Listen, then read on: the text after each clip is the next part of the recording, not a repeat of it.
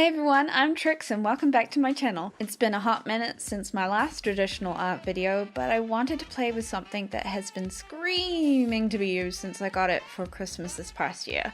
So anyone here that has watched any of the main art YouTubers out there will know how much Copics take up the podium as some of the hottest art supplies to get and use these days. They're not your average primary school felt tip pens, nope. These rather expensive little things are the apple of alcohol-based markers with the reputation, quality, and price in comparison to most of its competitors. So being a budding art YouTuber myself, I had Copics on my wish list of supplies I'd want to try someday, and thanks to my future mother-in-law, I now have my first little set of Copics with me right here. Oh my god. Woo! Okay, so freaking excited to try these out, I tell you now. Alright, so if you're like me and you don't want to fork out for a crazy amount of markers off the bat, sets of 6 colors like these are available set up in color palette collections you can pick from.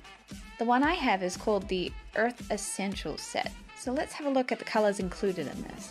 Okay, so we have the B45 Smoky Blue, the YG13 Chartreuse, that's one hell of a name, the E34 Toast, which looks like it could also be a nice skin tone down the line, E39 Leather, B41 Powder Blue, which looks like it could be a future favorite of mine, and lastly the YG17 Grass Green. So I've got a nice balance of dark and light and saturated and unsaturated colors to work with here. And because I'm a little OCD at times, I have to make sure the Copics are aligned in their color groups. Anywho, I've also got another Christmas gift here with me, something I haven't used in years, and that would be fine liners. Specifically Copics' own range of fine liners. This set comes with a range from 0.03 to 1.0 size pens. So I'll be spoiled for choice when it comes to adding line art to whatever the frick I end up drawing in my mixed media art journal today. So without further ado, let's open this puppy to a brand new spread and start swatching, cause heaven forbid you dive into using any new art supply without any knowledge as to how it's gonna look on your page. And hey, it'll actually help me to get used to using the brush tip, which is totally new to me as an alcohol marker newbie. Whoa, that's juicy. That is a juicy marker. Alright. Okay, not that much difference between the YG17 and YG13, which I suppose was to be expected despite the cap color difference, considering their numbers. So that will help in blending them together later on. Okay, a bit more of a contrast between the two blues though. Gotta admit, they are gorgeous tones though. And lastly, the difference between the browns are kind of similar to the difference in the blues. But one thing I need to try before I start to think on what exactly I want to draw is to practice blending, because this skill is going to be totally new to me. So let's see if I can figure out how these work together. Okay, so the two greens, as I suspected, blend quite nicely together, which I guess is a given considering how closely they look to each other, especially on screen. Okay, the blue is being a bit more stubborn here. So let's try using the lighter color first and try blending them together another way. Alright, so need a bit more pale blue used on the dark and in between to help them blend more smoothly together, but heck, they do blend without destroying my paper, so I at least know this art journal can handle them. And same with the brown, it just takes a few more passes of the paler color to help move things along. So that was an informative experiment. Now, what to draw? While it is called the Earth Essentials set, I definitely don't want to do a little environment piece because you guys know that isn't my style. And at this point, while a picture of a young nature girl is immediately popping into my head thanks to these colors, I know I'm not quite ready to draw humans traditionally just yet. So, animal with funny colored fur it is. Kind of reverting back here to the days where I would draw creatures without really caring if it was more feline or canine in nature. It's just whatever head shape would pop out of my mind and onto the paper at the time. So don't ask me what this little guy is, because I have no clue. Okay, creature sketched. I know from watching other artists out there that it's important to lift the graphite as much as you can before applying your Copics, because there can be a bit of muddying of the colors involved if you don't and have heavy dark lines going all over your drawing. So using my kneadable eraser here, I'm lightening up my lines as much as I can while still giving me enough to work with. Oh. And now I've just done that, I realize I should have done my line art first before using the Copics first. That was not a good idea for someone as inexperienced as me at this point. Oh well. Let's try and make some line art out of this faint sketch. Oh boy, I am so rusty when it comes to using fine liners, it's insane. No undo in traditional medium unless you use whiteout or twink, but ain't nobody got time for that. This is only an experiment, you have to let things go. If I make an oopsie, I make an oopsie. Aw, he looks so cute. Love it. Okay, now to figure out a nice coat pattern to make the most of all the colors I have to use. I've always loved the tear marks under cheetah eyes and the little tufts of makeshift brows wolves have, so those are a given for this precious boy. And maybe a few different dots as markings to offer a bit of visual play in the otherwise solid colored sections. Yep, okay, I'm happy with that. So lightened up again. Now the fun part of figuring out which colors go where. Okay, now pale blue eyes are gonna be a given, but the rest I want to see what looks better in contrast next to each other, because I want this fluffy boy to look as visually interesting as possible. So the greens and dark brown look really nice in contrast, and just look so nice in general anyway. I think I'll make those my two main fur colors. Nice dark brown head and ears is definitely gonna work well, especially as it offers a circle of white negative space on the back of his ears, the opportunity to stand out in a more dynamic way. And I want that cheetah tear mark to stand out as a dominant feature as well, so that for sure has to be in the dark brown. Okay, now the pale brown, I don't really want to use that much of, as I think it would normalize his palette if I did. And I want this boy to be rather fantastical.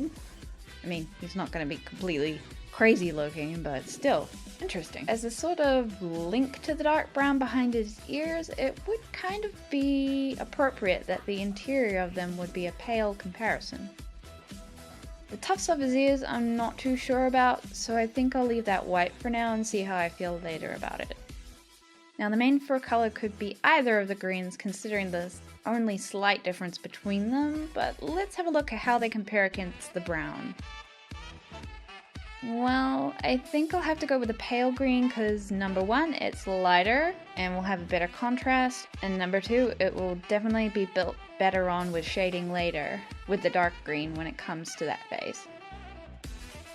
Okay, so given the bigger area of fur I'm working with, the green definitely needs a bit more of a generous application to make sure it looks relatively smooth, but it's good that it isn't looking nasty and streaky considering the way I'm passing over the same areas slightly, so Copics can definitely be a little forgiving in that regard.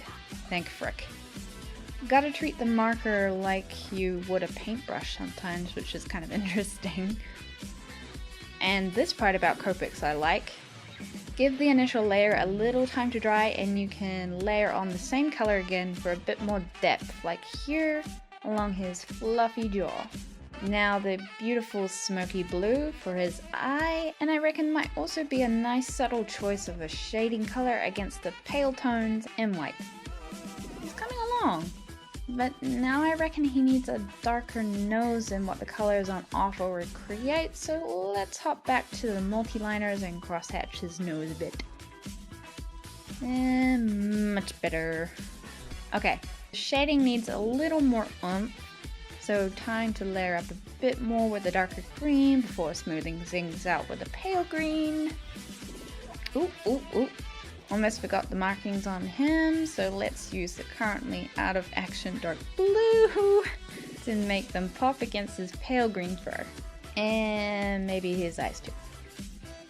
Oh, I love him. He's so cute. And not your average looking animal, that's for sure. And the paper is holding up all right. No bleed onto the other page other than the one directly behind it.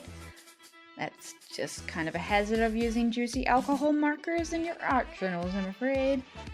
Just glad I already scanned that sketch. Okay, so let's put this guy into a scenario. Just a few things about his head I want to adjust along the way so he won't look exactly the same.